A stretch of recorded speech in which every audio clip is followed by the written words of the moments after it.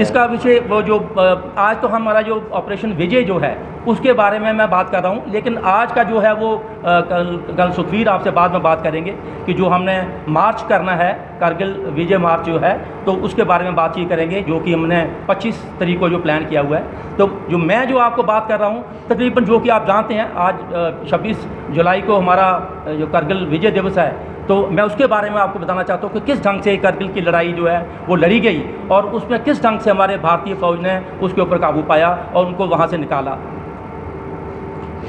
Should I continue? मैं general secretary हूँ। जैसे कि ब्रिगेडियर साहब ने आपको बताया, कारगिल का युद्ध एक अपनी अलग ही तरह का युद्ध था। इसने भारतीय सेना ने अपना बहुत ही ज़बरदस्त पराक्रम दिखाया और हर अलग परिस्थिति होने के बाद भी माँ भारती के सपूतों ने अपने देश के लिए जीत सुनिश्चित करी।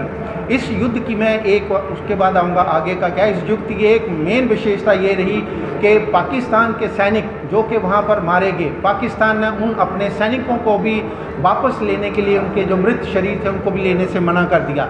और हमारी भारतीय सेना की या हमारे देश की सभ्यता देखिए कि हमने उन मरे हुए सैनिकों का जो अंतिम संस्कार होता है वो उनके रीति रिवाज के अनुसार किया गया। जैसे कि आपको ज्ञान होगा, हमारी भारतीय सेना के अंदर हमारे पंडित भी होते हैं, मौलवी भी होते हैं, पादरी भी होते हैं और ग्रंथी भी होते हैं। तो उसी को ध्यान में रखते हुए उनके अंतिम संस्कार हमने उस तरीके से किए।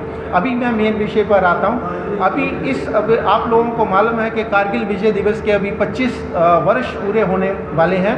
उसके उपलक्ष्य में हम एक कारगिल शौर्य यात्रा का आयोजन कर रहे हैं, जिसके अंदर हमारे पूर्व सैनिक वीर नारियां जो कि उस युद्ध में हमारे सैनिक शहीद हुई, उनकी पत्नियां और एनसीसी के कैडेट, अन्य देशभक्त नागरिक इस शौर्य यात्रा में हिस्सा लेंगे।